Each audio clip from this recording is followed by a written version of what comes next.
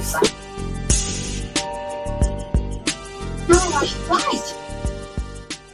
Half the time. So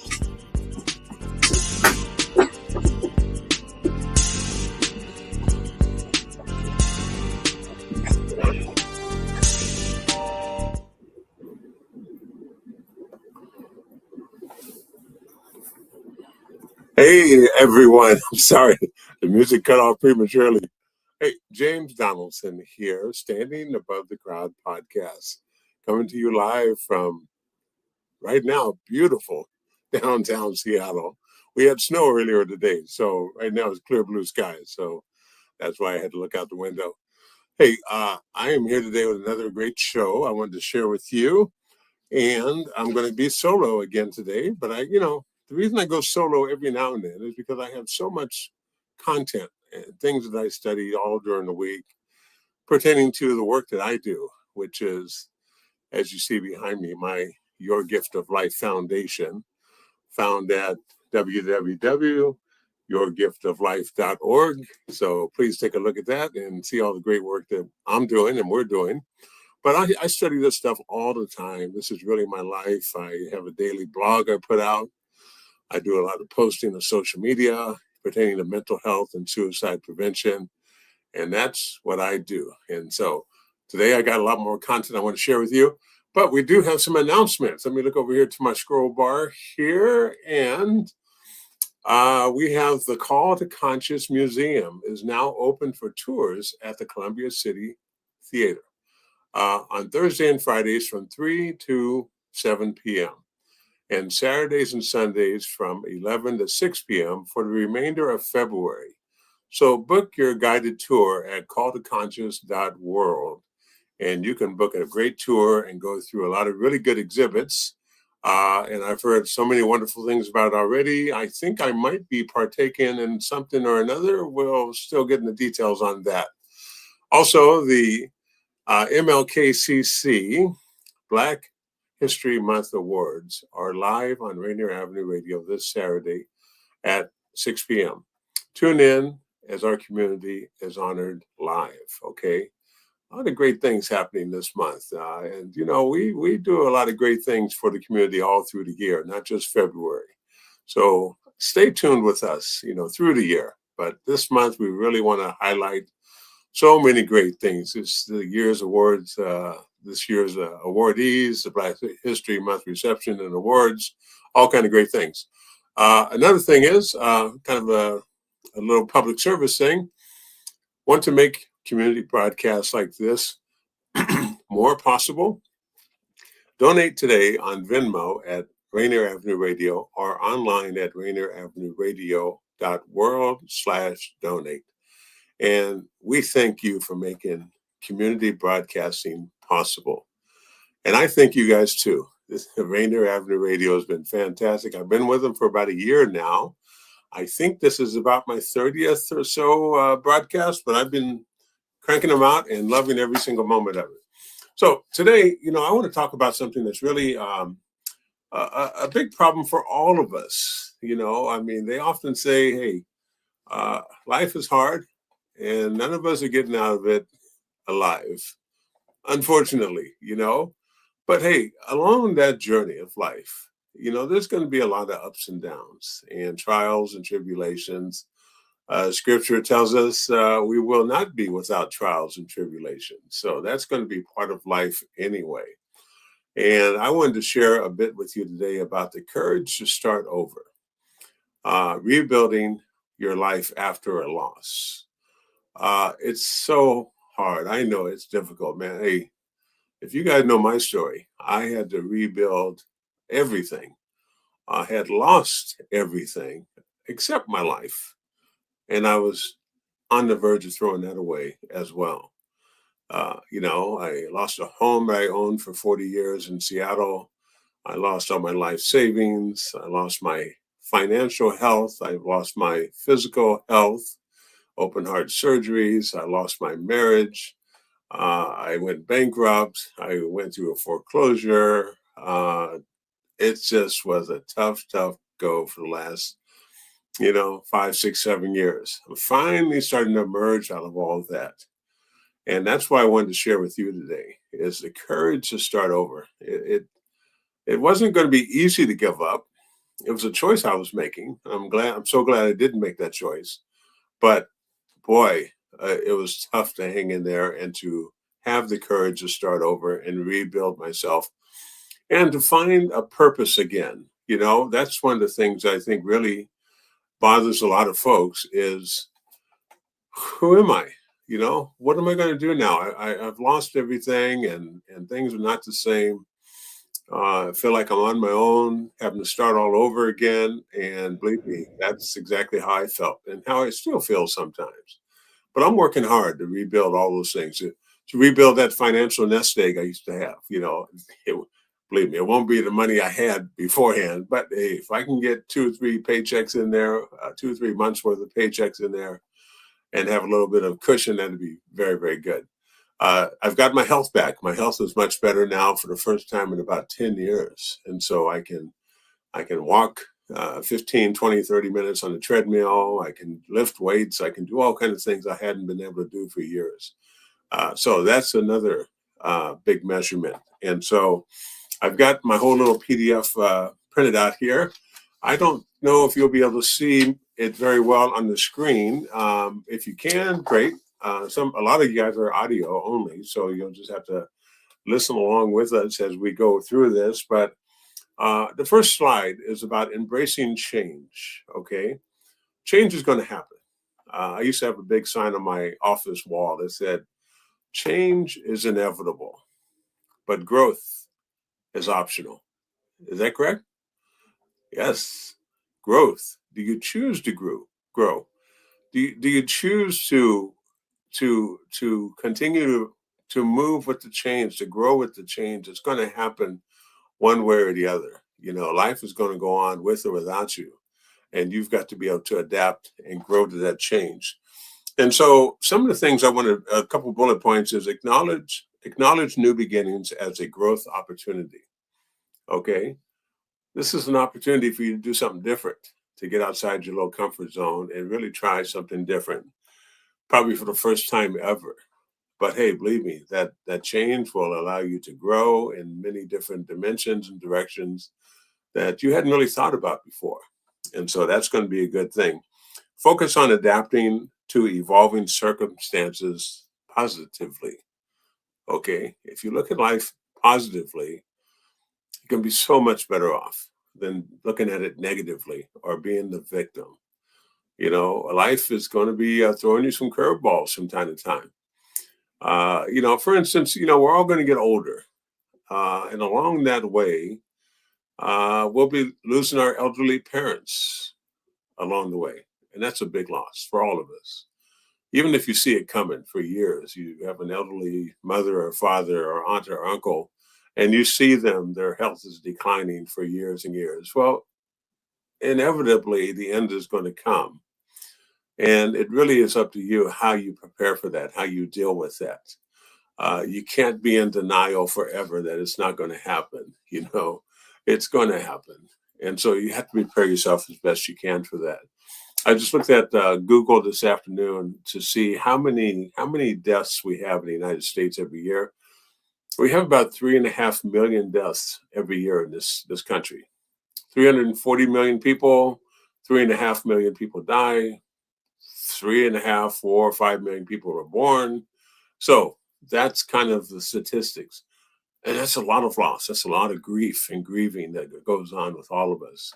And so we have to be able to deal with those kind of things that are coming with us every single year of our life. I'm in my 60s now, late 60s. My parents are gone.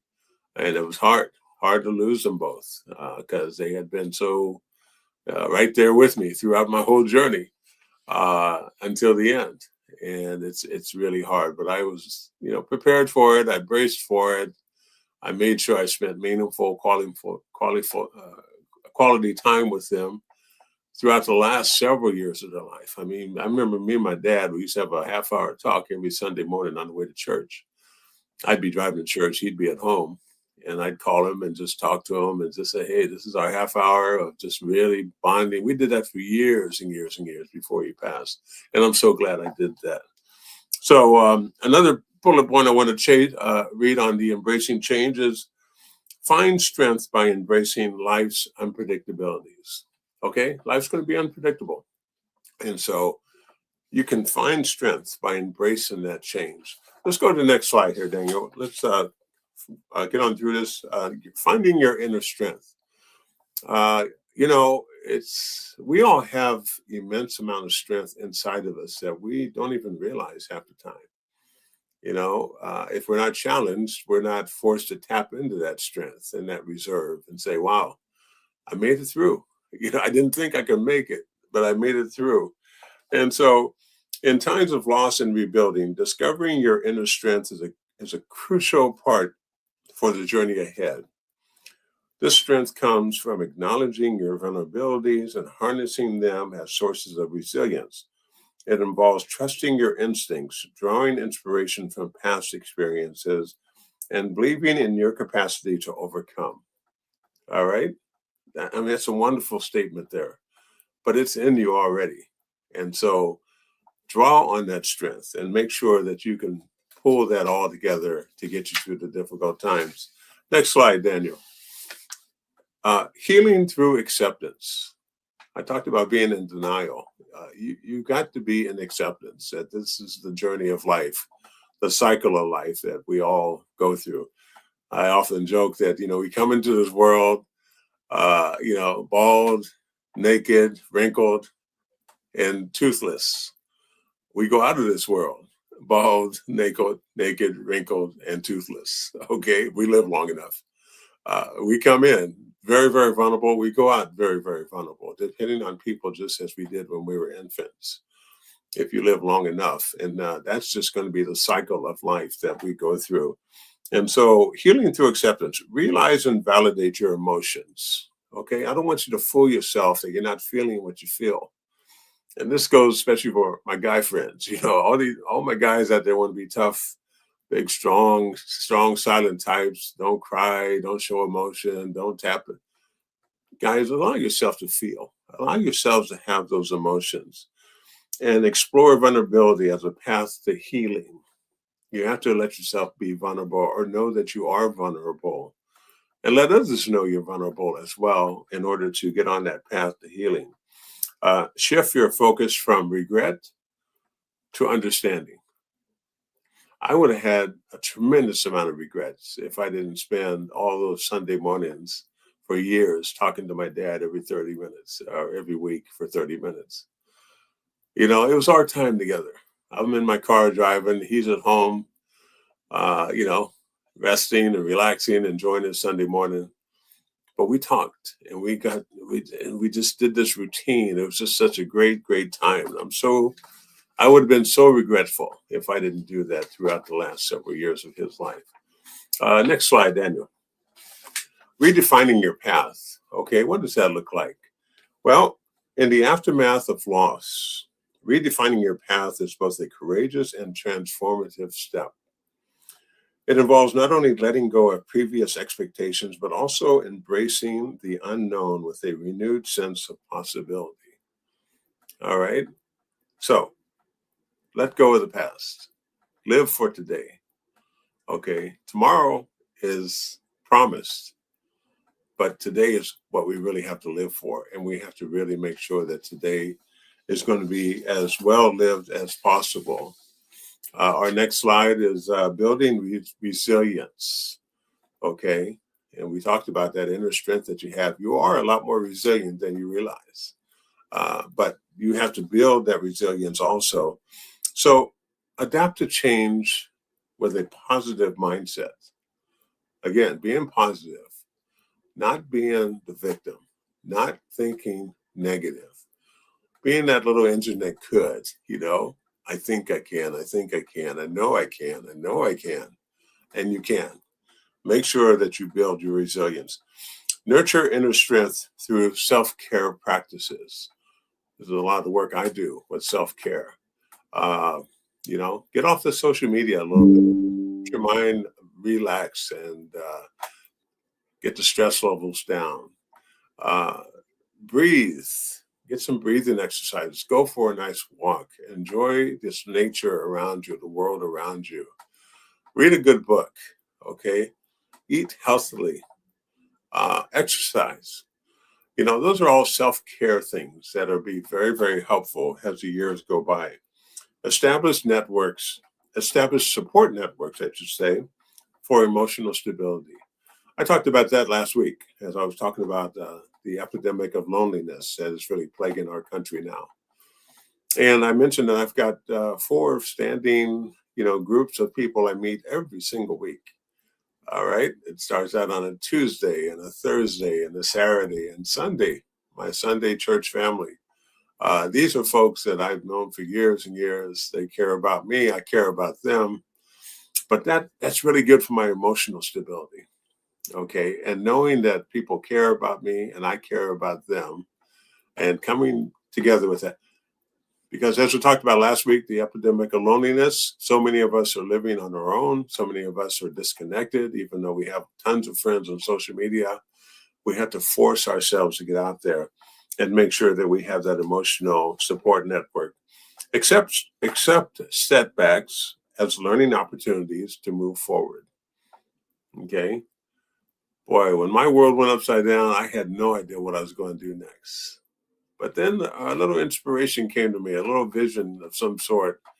Said, James, you've got real life experience now of knowing what mental health challenges is all about, of knowing what it's like to be on top and then boom, all the way back down. Okay, you've been on the up and down roller coaster of life and you can talk about that. And I do. I share that with everybody. You don't have to be a big super athlete or a movie star or rich and famous. Normal, everyday people go through these kind of things as well. And today we're talking about loss and how to deal with loss and overcome loss. Well, hey, 50% of marriages end up in divorce. And that's a tremendous loss to us as well. That love that you had, that support, that partner that you had so closely entwined with you in your life, and all of a sudden is gone, and maybe has betrayed you as well. You've got to say, okay, I can only control so much. I can only do so much. I've done the best that I can. And now I've got to move out there and move on with my life and try to make the best out of it. And you can. Next slide, Daniel. Creating new possibilities. In the wake of loss, new possibilities emerge as beacons of hope and renewal. Embracing change allows us to redefine our paths and uncover opportunities previously unseen. Okay, so create new possibilities for you. Meet new people. Join a new network or circle of friends or neighbors that you hadn't networked and been with before. Learn about them and let them learn about you. That will open up so many doors of opportunities that you just haven't even dreamed of. So-and-so may need whatever great talent you have and want to hire you and bring you on board. Those kind of things. Believe me, I know it's easy to just tuck your tail, stick your head in the sand, and wish for it all to go away. But life is short. We only have so many years on this earth, and if you waste it, I've had friends talks with friends about relationships, and it's so sad and ironic how many chunks of years of time that we spend in bad relationships going nowhere. A lot of my friends are in relationships for 4 years, 5 years, 6 years, with really no goal, no end in sight, no nothing. And then invariably it ends and they look at themselves and say, wow, that was 4 years of my life I'm not getting back again. Okay, it's okay when you're in your 20s and 30s, okay? But when you get in your 50s and 60s and 70s, it's not okay. You only have so many of those little chunks of 4 or 5 years left. And so you have to be able to use those as best you can and really make wise decisions, better decisions, learning upon your life experiences that you've gathered throughout those years and not make the same mistakes over and over and over. Our next slide, Daniel. Moving forward boldly. Okay, what does that look like? Well, it is about embracing change with an open heart. All right. It's easy to get jaded. Hey, I'm out here now in the dating scene myself, trying to find my next meaningful relationship, love of my life. It's hard. It's not easy. And it would be so easy for me, like a lot of my friends and colleagues out there, to just become jaded and think, there's nobody out there for me. I'm just going to live the rest of my life solo or by myself. And, I've been there and done that. No, no, no.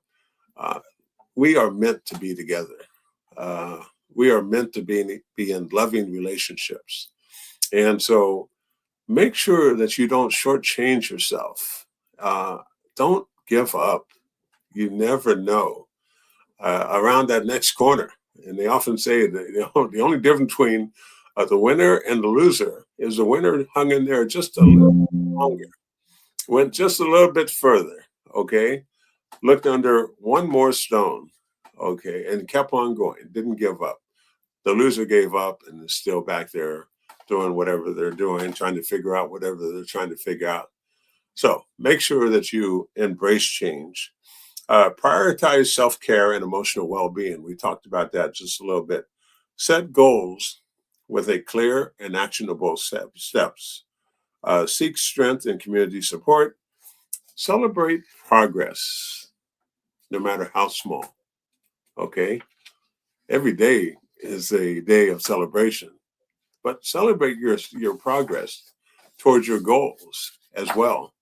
And no matter how small it is, I mean, you got up and you got some letters sent out, some emails sent out, you contacted so and so. I mean, those are things that you can really make sure that you can count as success moving towards your goals. Our next slide is about navigating grief. Excuse me. So grief is an uncharted territory, uncharted journey that requires patience, compassion, and courage. In the aftermath of loss, emotions can be overwhelming and unpredictable. Everybody handles it differently, okay? But we're all going to handle it at some point and have to handle it some way.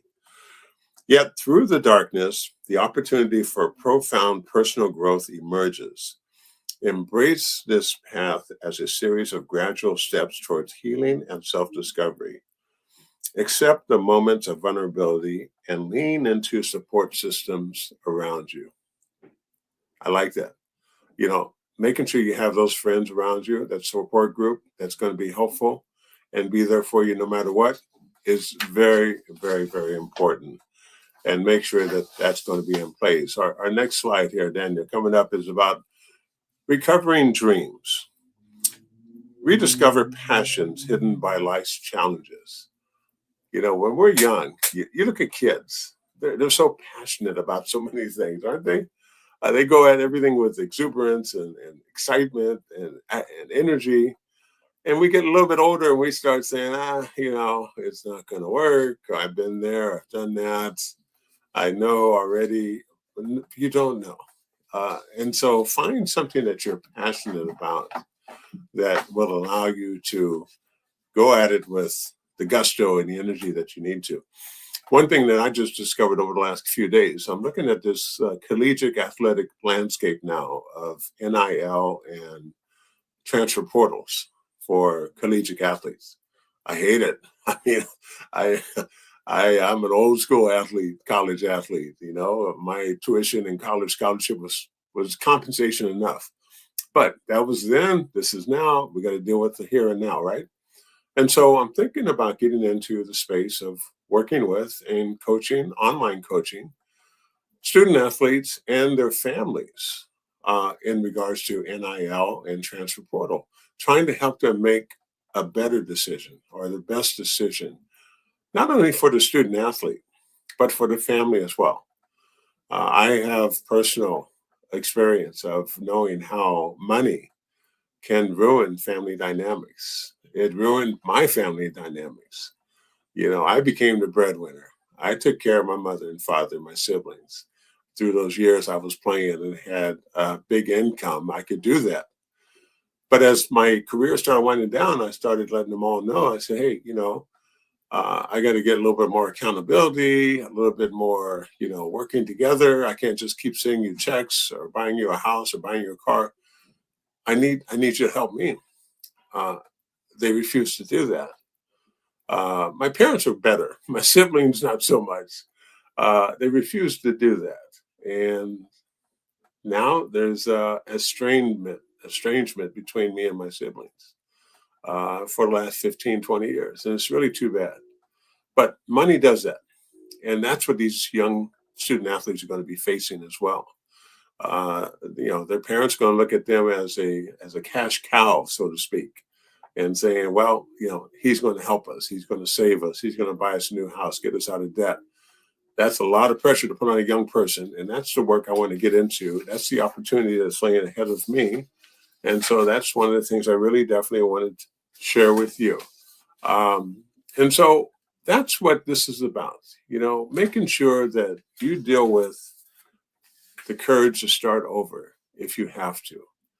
And we will have to, okay, whether it's a death or a divorce or a loss of a job or your loss of your health or loss of your finances, you're going to have to start over at some point. And how do you do that?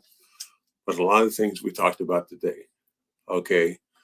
Taking care of you, your health, your mental health, your physical health as best you can, and really look forward to the opportunities that are going to be there and the challenges that will help you grow as best you can. And so that's what I wanted to share with you today. Okay, it's very important to me, and I know it's going to be important to you as well, even if you're not thinking about it. But this is the work I do. So the courage to start over, rebuilding after loss. This is James Donaldson coming to you live from Rainier Avenue Radio, Standing Above the Crowd podcast. Join us again next week. Okay, I think next week we're having maybe an NBA basketball guy to talk about the NBA All-Star break that just took place. So that'll be interesting too. Come on back next week. I love you guys. Have a great day. Have a blessed day. You're wonderful. See you then. Bye-bye.